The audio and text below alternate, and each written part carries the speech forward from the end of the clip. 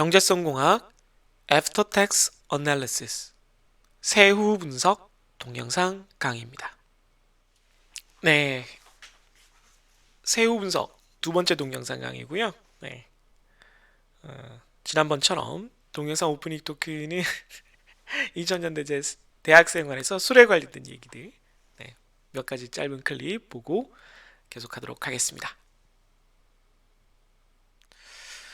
네, 그 시절의 술집의 특징이라고 한다면 나름 주종에 따른 특화가 있긴 한데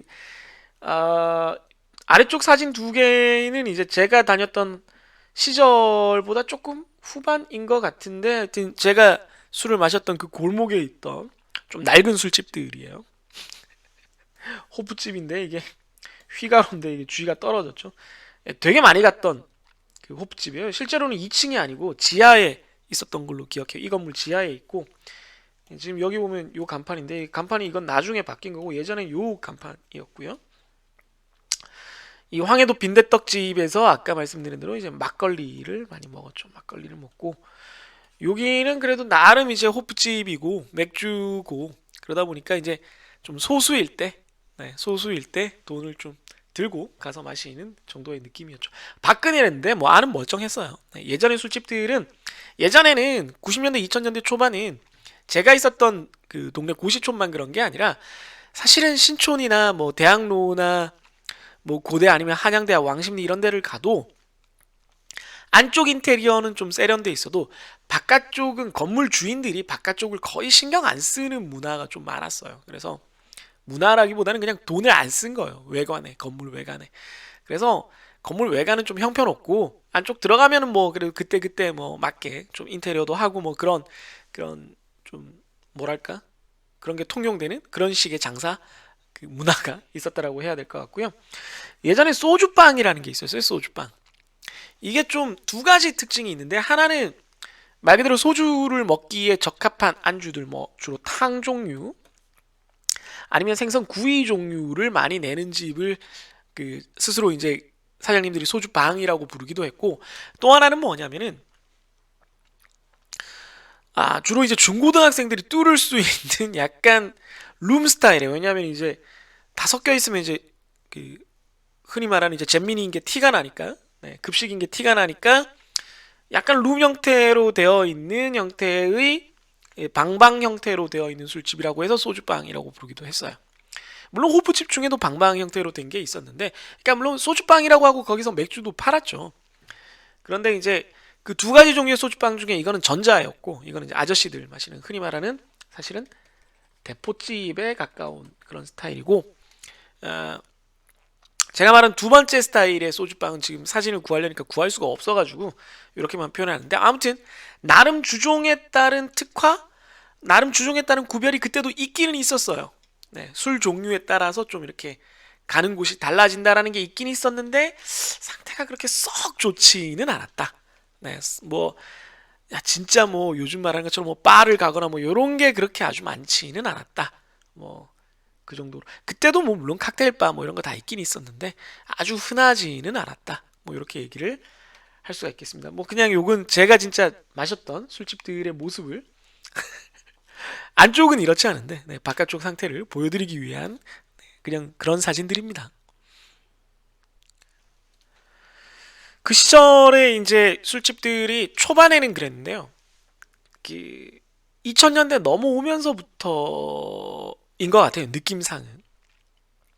나름 뭔가 프랜차이즈 술집들이 생겼는데 요즘은 이제 그런 게 별로 없어요. 여기 보면 다 무슨 점 뭐 이렇게 붙어 있죠. 예. 투다리는 요즘도 있죠.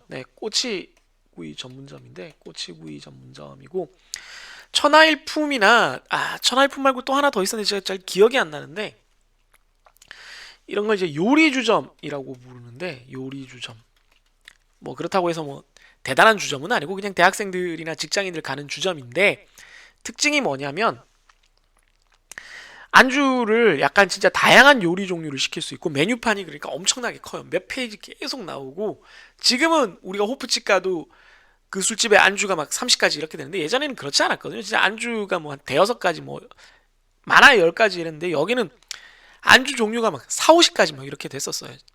그리고 뭐 안주를 뭐 A에서 하나, B에서 하나, C에서 하나 카테고리 시키면 합쳐서 뭐 9,900원 뭐 이런 식의 세트도 있었고 그래서 좀 안주를 다양하게 좀 먹어보고 싶다. 그러면 요런 데 가가지고 이제 조금씩 이렇게 나눠서 시켜 먹고 그러기도 했었죠. 그것도 아까도 말씀드렸지만 대학교 1학년, 2학년은 안 되고 이제 3, 4학년 정도 됐는데 이제 용돈도 좀 있고 소수 그룹으로 어디 가서 먹고 싶을 때 할 수 있는 선택이었고요.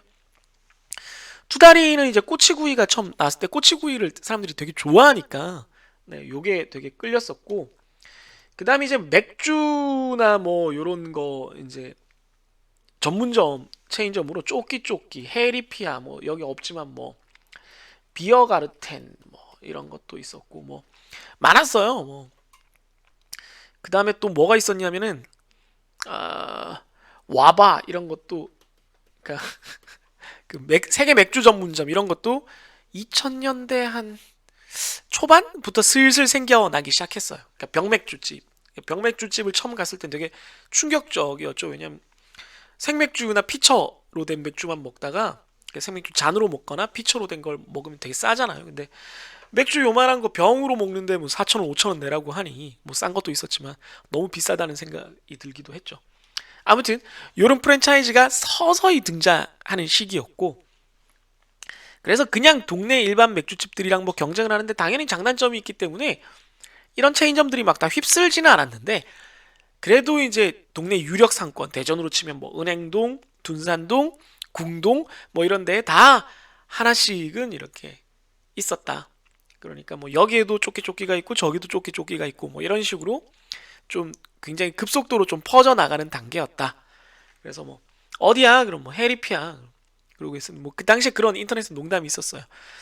그래서 해리피아에 갔더니 없어. 알고 봤더니 궁동 해리피아에서 마시는 줄 알았는데 이제 얘가 너무 술이 취해서 기타 가타부터 설명을 안 했는데 이제 대전으로 치면 둔산동 해리피아였던 거야. 되게 멀리 있는 해리피아였던 거야.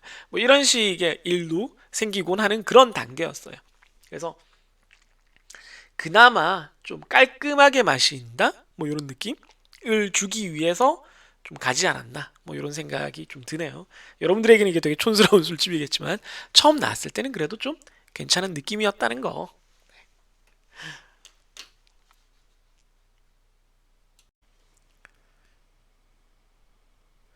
어, 술 얘기를 계속 하니까 조금 학생들에게 미안해지는 건 있지만 솔직히 뭐 다들 공감할 만한 옛날 얘기라서 시대적으로는 공감이 안 되겠지만 뭐 대학 생활에서 이제 술이 차지한 어떤 필수 불가결한 중요성 같은 게 있으니까 뭐 그렇게 생각을 해주시고 거기서 좀 공감대를 찾아주시고 이제 한숨 돌렸으면 기분 한번 돌렸으면 이제 강의를 시작해 보도록 하죠. 네. 세후 분석을 위해서 세금을 이제 캐시플로우에서 계산을 해내기 위해서 우리가 좀 약속해야 되는 용어들이 있어요. 좀 뭐 하나하나 이제 살펴보면서 문제를 풀어가면서 예제를 만나가면서 익숙해질 수도 있는 건데 용어가 좀 많다 보니까 여기서 그냥 한번 쓱 정리하고 넘어가도록 하겠습니다. 터미널로지, 용어들이란 뜻이죠. 총 수입, gross income은 우리가 GI로 표현합니다. 전에도 얘기했지만 수익이란 말이 원래 revenue라서 여기 해당되기도 하는데 이게 좀 우리가 헷갈리는 걸 방지하기 위함이기도 하고 공식적인 용어가 총수입입니다. 그러니까 나한테 들어온 돈이에요. 여기서 아직 그 비용을 제하지 않았기 때문에 이익이 되진 않아요. 그래서 gross income을 줄여서 GI라고 하고 벌어들인 액수의 총합으로 우리가 보통 이해를 합니다. 그래서 뭐 여러 가지 있어요. 뭐 매출액에 뭐 수수료, 렌트 배출, 로열티 등등이 있는데 우리가 보통 가장 많이 보게 되는 것은 요 매출액과 자산 처분 수입입니다. 자산 처분 수입. 그래서 돈이 그 뭐 팔아서 이제 벌어들인 돈이 있을 거고 그리고 가지고 있는 거를 이제 처분을 해서 내가 얻게 되는 돈이 또 있습니다. 두 번째 운용 비용이 있는데요. 운용 비용. operating expense 그래서 expense 그러니까 비용 지출이란 뜻이에요. expense가 그래서 이를 보통 씁니다. 운영 과정에서 지출된 비용, 인건비, 재료비, 공과금 네, 다 포함합니다. 뭐 다 우리가 이해할 만한 것들이죠. 직원을 쓰면 월급 줘야 되고 그다음에 물건 만들기 위해서 재료비가 들고 또 뭐 전기요금, 수도요금, 뭐 세금 이런 것들을 내야 되는 거죠. 세금은 또 따로 계산하니까 우선 전기요금, 수도요금 뭐 이런 것들을 내야 되는 거죠. 그래서 보통 손익계산서에서는 아, 재료비, cost of goods sold 뭐 이렇게 표현하기도 하고 판매관리비라 그래서 sales goods and advertisement 뭐 이렇게 예. sale general and advertisement인가? 잠깐 찾아볼게요. 저도 이게 좀 헷갈리더라고요. 예, 예. 솔직하게 저도 이게 헷갈린 경우가 있어서 네. Selling General and Administrative Expense네요. 네, 죄송합니다. 네. 그래서 저도 이 용어를 잘 못 외워요. 판관비라고 하는 게, 그러니까 물건을 파는데 들어가는 비용이라는 뜻입니다. 네, 그래서 아, 재료비와 판관비를 합쳐서 보통 운용 비용이라고 부릅니다. 그래서 E고요. 그래서 이 G와 GI와 E를 뺀 게 보통 우리가 생각하는 수익이 되는데 그게 대부분 과세 대상 소득이 돼요. 대부분은 과세 대상 소득이 되는데 거기서 한 가지를 더 우리가 이제 고려를 해줘야 된다. 그 얘기를 이제 하고 있는 겁니다. 네, 그래서 기본적으로는 위에 있는 것처럼 GI와 E를 빼주면 되는데 소득세의 부과 대상이 되는 소득을 우리가 과세 대상 소득이라고 그래서 여기다가 이제 세금을 계산하면 되는 거예요. 그게 taxable income이라 그래서 TI라고 씁니다. 그래서 총수입이고요. 그래서 세금 공제 대상이 추가로 들어갑니다. 앞에서 쓴 세금 공제 대상에 들어가는 게 운용비는 당연히 들어가고요. 여기에 E가 들어가고요. 그 다음에 추가로 감가상각과 이자가 들어갑니다. 그래서 보통 이거는 기본이고 여기에 감가상각, depreciation 그리고 이자, interest가 이렇게 들어갑니다. 여기에 감가상각, depreciation, 이자가 아닙니다. interest. 근데 우리가 이번 그 강의 자료에서는 얘는 좀 다루지 않기 때문에 여기까지만 여러분들이 보면 되겠습니다. 그래서 계산하는 거는 이따 예제에서 볼 거예요. 하나씩 살펴보면 되고요. 그래서 이렇게 어디까지가 세금 부과 대상이 되는 소득이냐가 결정이 되면 그걸 가지고 이제 법인세, 소득세를 계산을 하게 됩니다. 그게 T, 인컴 텍스 혹은 텍스니까 T라고 적습니다. 보통 이제 누진세율을 적용을 하고요. 개인의 소득이든 법인의 소득이든 소득에 비례하여 부과가 됩니다. 근데 보통 이제 누진세가 되니까 비례라면은 TI에 대해서 T가 이렇게 되겠는데 누진세가 적용되니까 실제로는 이렇게 됩니다. 네, 더 많이 내는 거죠 비율보다. 순수익 표현이 잘못됐네요. 소득이 없을 땐 세금 내면 안 되니까 이렇게 돼야 되는데 누진세가 적용이 되면 이렇게 됩니다. 네, 곡선은 아니고 중간중간 이렇게 띡띡띡 이렇게 돼요. 순수익은 net operating profit인데 과세 대상 소득에서 세금을 제외한 겁니다. 그래서 이게 기업의 실제 수익이 되고 우리가 이제 이걸 가지고 애프터 텍스 캐시 플로우를 계산을 하게 되죠. 물론 이제 애프터 텍스 캐시 플로우는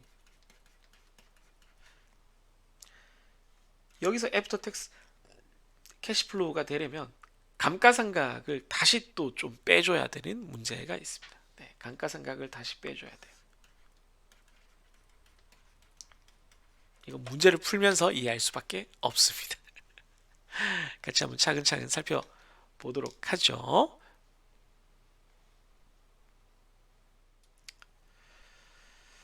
네, 세금을 계산하는 것부터 한번 해보겠습니다. 과세 대상 소득이 4억 원인 개인과 40억 원인 법인의 세금 납부액은 얼마인가? 그래서 여기에 표를 둘 다 이제 국세청과 이제 정부 기획재정부에서 가져왔어요. 종합소득세 세율은 2021년에 벌었던 돈에 대해서 이제 귀속되는 세율인데요. 꽤 오랫동안 안 바뀌어서 이게 지금 그대로예요. 이게 지금 잘 안 보이지만 이게 1,200만 원이고요. 억 단위로 바꿀게요. 1,200. 이게 그래서 4,600까지 4,600만 원. 그다음에 8,800만 원. 다음에 1억 5천만 원, 그 다음에 3억 원, 그 다음에 5억 원, 10억 원, 그 다음에 10억 원 초과입니다. 네, 이렇게 되어 있어요. 그래서 이제 10억 원 초과가 되면은 세금이 45%가 되는데 10억 원이 초과되면 다 45%를 내는 게 아니라 초과분에 대해서만 그 세율을 적용을 합니다. 그래서 그걸 계산하는 걸 같이 볼 겁니다. 법인세는 좀 더 간단한데요. 2억 원 이하는 10%, 5억 원까지는 20%, 200억 원까지도 20%예요. 그 다음에 3천억 원까지는 22%, 3천억 원 초과는 25%씩 조금씩 늘어납니다. 아무래도 법인세니까 금액이 훨씬 크니까 단계가 적고요. 개인에 비해서 오히려 세금이 적다고 할 수도 있죠, 그죠? 네. 개인의 소득세는 비율이 훨씬 높기는 하죠. 네, 법인세가 훨씬 적습니다. 그래서 이걸 한번 계산을 해보도록 하겠습니다. 이쪽으로 가져와서 같이 한번 보죠.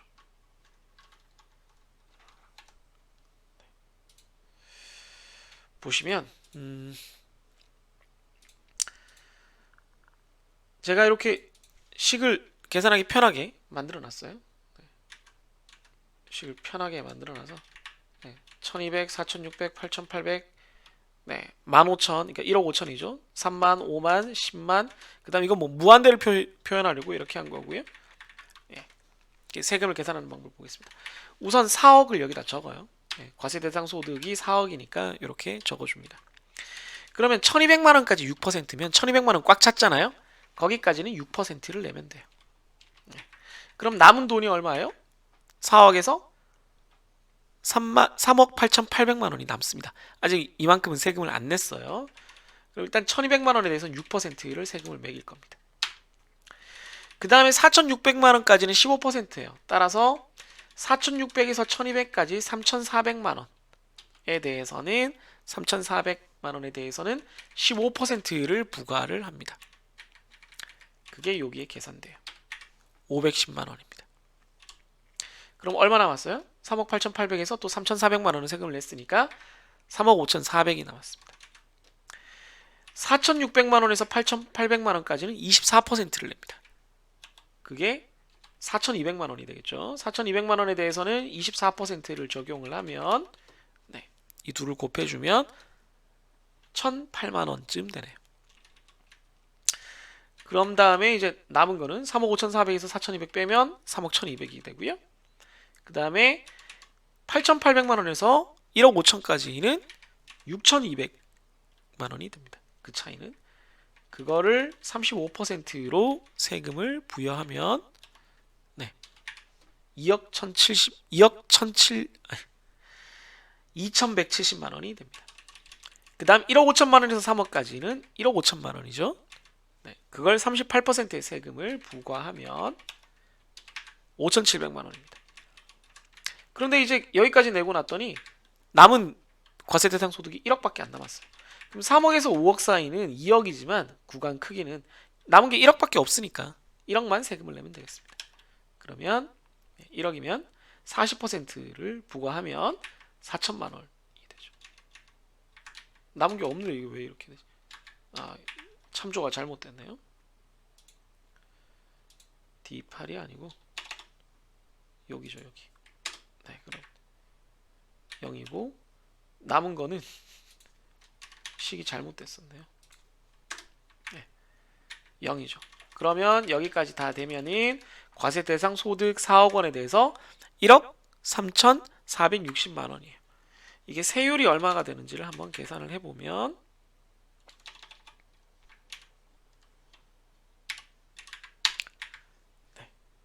대략 33.65%입니다. 최고 세율은 40% 구간이었지만 중간중간 세금을 내면서 왔기 때문에 평균 세율은 33.65%가 됩니다. 네. 법인세에 대해서도 똑같이 해볼 수 있고요. 네. 20% 구간을 제가 두 개로 나눠놨는데 사실 두 개로 나눌 필요는 없는데 그 강의재료 보시면 알겠지만 이제 법인세를 개정하겠다라고 이제 법안이 나왔기 때문에 그때 요 세율을 바꿔 넣을 수 있게 이렇게 만들어 놓은 것 뿐입니다. 40억에 대해서 2억까지 2억 전체죠. 이건 10%니까 2천만 원 부과됐고요. 남은 건 38억입니다. 38억 중에 2억에서 5억까지 3억이고요. 3억에서 20% 6천만 원입니다. 그러면 또 3억은 냈으니까 35억으로 줄어듭니다. 그럼 이게 200억까지니까 뭐 35억은 다 이 구간이겠죠. 역시나 20% 그러면 7억을 내게 됩니다. 그럼 다 합치면 이걸 다 합치면 7억 8천을 세금으로 내게 돼요. 그럼 이게 세율로는 얼마냐? 평균적으로는 19.5%가 됩니다. 20%까지 세율이 있지만 적용이 됐지만 10%에서 좀 냈기 때문에 20%보다는 조금 작은 세율을 적용받은 셈이 되었습니다. 네, 이해됐나요? 이게 차근차근 계산하면 그렇게 어렵진 않은데요. 계산이 여기 좀 잠시만요. 네, 요렇게 돼야 되는데 저기 계산이 잘못된 거는 제가 수정하도록 하겠습니다. 13460이네요. 네. 요 그림은 제가 이 부분을 수정하도록 하겠습니다. 그래서 이런 식으로 누진세를 적용을 해서 세금을 계산해 볼 수 있다는 걸 보여드렸습니다.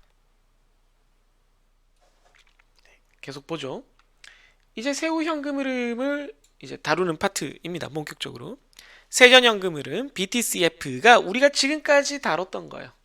지금까지 우리가 한 거.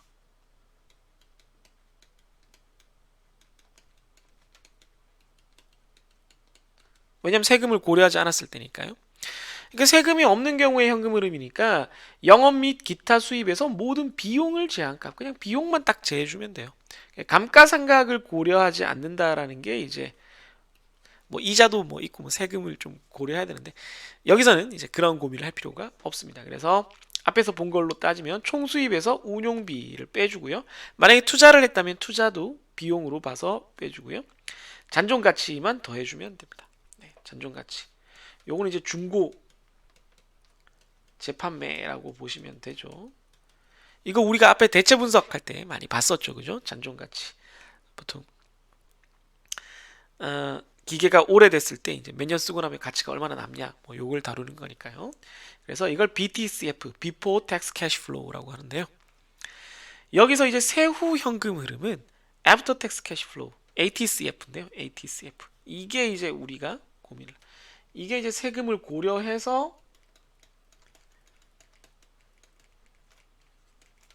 대안 선택할 때 분석 대상이 됩니다. 물론 세금을 고려 안 하면 그냥 BTCF를 쓰면 되지만 그래서 세금을 고려한 현금 흐름이 되고요. 세전 현금 흐름에서 세금을 제한값, 뭐 당연한 얘기죠. 그러니까 BTCF에서 세금을 제한값인데 이 세금을 어떻게 구한다고요? 세금은 TI 곱하기 T, 요 세율이죠. 두 페이지 앞에 이렇게 되는 게 여기 적혀 있네요. 과세 대상 소득의 세율을 곱한 건데 이 과세 대상 소득을 구할 때가 복잡해진다는 게 포인트입니다. 그러니까 BTCF에서 세금을 빼면은 ATCF가 된다. 이건 뭐 어렵지 않아요. 그런데 BTCF에서 세금을 구할 때 세금을 구하는 파트에 과세 대상 소득이 들어가는데 이 TI와 BTCF가 다르다. 요게 우리를 굉장히 헷갈리게 만드는 부분입니다. 요 부분을 주의를 해야 되는 거죠. 그러면 과세 대상 소득은 뭐가 계산되느냐? 앞에서 우리가 다 봤어요. 봤는데 다시 한번 짚어드리자면 총 수입에서 운용비를 빼는 것까지는 똑같은데 거기서 감가상각을 빼줘야 되고 이자가 있으면 이자를 빼줍니다. D와 I를 빼준다. 요게 포인트고요. 특히나 지금 이번 강의 자료에서는 요 이자를 다루는 것까지는 많이 다루지 않기 때문에 요 파트를 눈여겨보라고 앞에서도 얘기했고 여기서도 다시 한번 좀 강조를 드립니다. 다시 한번 정리합니다. 다시 한번 강조드려요. 우리가 지금까지는 BTCF를 다뤘어요. 그래서 BTCF는 여러분들이 새로울 게 없어요. 그냥 우리 하던 거 그냥 하면 되지. 이렇게 여기면 되는데 ATCF 같은 경우에는 과세 대상 소득에서 세금을 계산해서 그걸 BTCF에서 빼줘야 되는데 과세 대상 소득은 BTCF랑 조금 다르다는 겁니다. 위랑 비교를 하면 뭐가 일단 달라지냐면은 요게 빠지고요. 특히나 투자비는 뭐 괜찮은데 잔존 가치가 빠진다는 거는 여러분들이 꽤 헷갈릴 수 있습니다. 여기는 잔존 가치가 없어요. 아래쪽은. 반대로 과세대상 소득에서는 감가상각이 계산이 된다는 것. 요게 이제 굉장히 우리를 괴롭히는 앞으로 내용이 될 겁니다. 그래서 이번 학기에 제가 그 ATCF에서 다룰 때는 간단한 형태만 다룰 거예요. 이게 이제 복잡해지면 이제 회계 쪽 얘기가 돼서 회계 또 세무 쪽 얘기가 돼서 뭐 거기까지 물론 이제 그 정도 수준까지 안 가더라도 기업 재무를 우리가 배울 때 이런 것들을 다루긴 하는데 우리 과에서 요 과목을 다룰 때 그 정도 수준까지 요 짧은 한 주차에 다 담을 수는 없기 때문에 간단한 예제들만 다룰 거라서 여러분들이 너무 걱정할 필요는 없습니다. 차근차근 살펴보시면 돼요. 한번 보도록 하죠. 네. 세금 공제의 개념에 대해서 한번 이제 보도록 하겠습니다. 세금 공제, 저 세금을 계산하는 데 있어서 감가상각 얘기가 나와서 이제 그게 어떻게 작용하는지를 좀 우리가 알기 위해서 배우는 개념입니다. 소득공제와 세액공제의 두 가지가 있는데요. 소득공제, tax deduction은 과세 대상 소득 TI를 줄여주는 거예요. 아이고.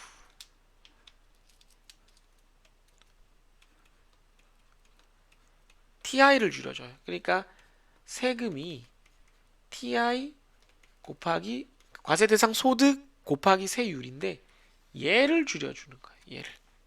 세금 자체를 줄여주는 게 아니에요. 반대로 아래쪽 세액공제는 똑같은 거에서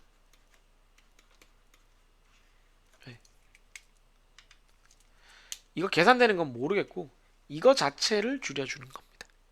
네. 세금을 다 계산한 다음에 거기서 빼주는 겁니다. 그럼 둘 중에 어느 게 효과가 크겠어요?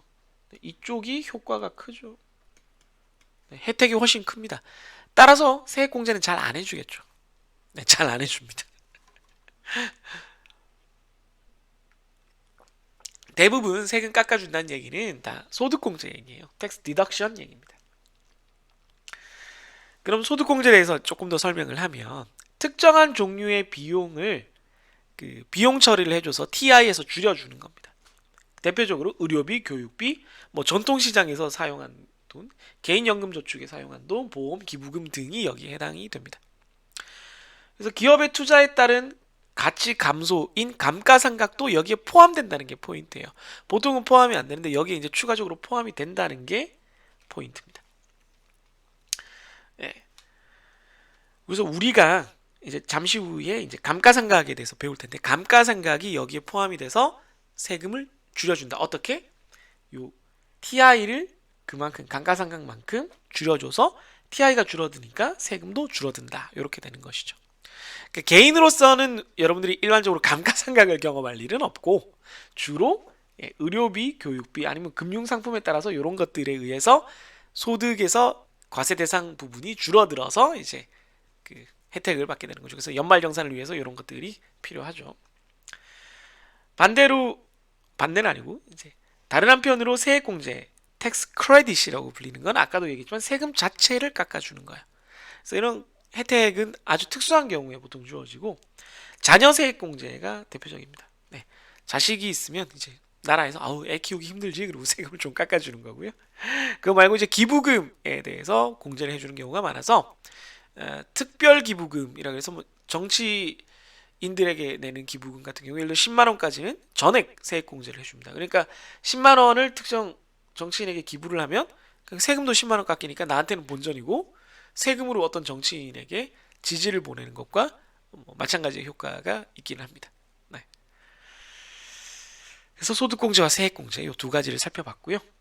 방금 전에 살펴본 것 중에 우리가 다른 것들은 그냥 금액을 그냥 바로 얼마 썼구나 뭐 교육비 얼마 썼구나 깎아줄게 뭐 특별기부금 10만원 썼구나 그럼 세금에서 깎아줄게 이러면 되는데 그게 아니라 감가상각이 여기에 별표가 쳐져 있는데 얘는 계산이 조금 까다롭다는 거예요. 개념도 좀 까다롭고 그래서 요거에 대해서 우리가 좀 알아봐야 되겠습니다. 감가상각을 보면 가치가 감소를 실제로 하죠. 가치가 감소하는 걸 비용으로 인정하는 겁니다. 무슨 얘기냐면 기기를 오래 쓰다 보면 기계가 T=0에 10억짜리 기계였는데 기계를 계속 쓰다 보니까 뭐 한 10년 후에 0년, 10년 후에 1억이 됐다라는 거예요. 그럼 9억 어디 갔어? 내 9억 어디 갔어? 네, 내 9억이 어디 갔지? 너무 억울하다 이거죠. 9억이 줄어들었어요. 이 9억은 생산활동에 쓰였다는 거죠. 내가 뭔가 부가가치를 창출하는 데 쓰였다는 거죠. 그러니까 이게 재료같이 이렇게 녹아 없어지는 게 아니지만, 소모돼서 없어지는 게 아니지만, 기계가 안 보이는 사이에 9억이라는 가치가 조금씩 재료처럼 우리 생산품에 흘러 들어갔다라고 생각을 하고 싶다는 거예요. 왜 그러고 싶냐? 그러면 재료비처럼 비용 처리가 되니까. 이게 비용 처리를 좀 해줬으면 좋겠다. 어유 우리 기계, 우리 열심히 일한 우리 기계, 뭐라고 볼까요? 지금 제가 보던 유튜브가 진성규 배우 나오는 건데, 우리 선규가 이렇게 따라가지고 드릴이 다 마모되고 철판이 다 휘었는 거 안 보이세요? 뭐 이러면서 이제 네, 제가 피곤해서 별대 다 감정을 이입하고 있는데, 아무튼 얘가 이렇게까지 고생했는데 얘가 이렇게 따라 없어진 만큼을 비용으로 처리를 해주셔야죠. 이렇게 되는 겁니다. 그래서 재료처럼 처분 자산으로 간주해서 그걸 이렇게 좀 보상을 해주자 이겁니다. 그래서 당연히 실제 가치는 변하지 않죠. 실제로 10억에서 1억이 된다라고 해서 중간중간 돈이 계속 새 나가는 게 아니고 그냥 기계가 가만히 있으면서 가치가 변하는 거니까 장부 가치, 네, 회계 장부에만 가치가 변화하는 거지 실제로 현금 흐름이 발생하는 게 아니에요.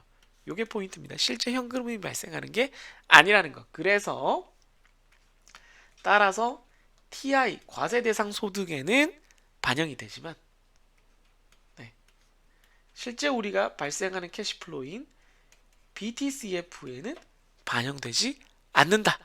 요 차이가 되게 중요합니다. 요 두 개의 차이가 우리에게 되게 핵심적인 거고, 그게 제가 계속 강조드리지만 헷갈릴 법하기 때문에 말씀을 드리는 겁니다. 그래서 지금 세금을 계산하는 것, 그 과정에서 과세 대상 소득에 포함되는 것들, 그 중에 이제 제외되는 것들이 소득공제와 세액공제가 있는데, 그 중에 소득공제에 해당하는 감가상각의 개념에 대해서 짧게 말씀을 드렸습니다. 이 핵심적인 내용이니까 다시 한번 확인하시길 바라겠습니다. 네, 두 번째 동영상이 끝났는데요. 너무 피곤해서 지금 손발이 붓고 있는데 네, 힘내서 다음 동영상을 좀 찍어보도록 하겠습니다. 여러분들도 힘내시고요. 저도 힘내고요. 우리 다 같이 힘내보도록 하죠. 아자아자 마지막을 향해 화이팅!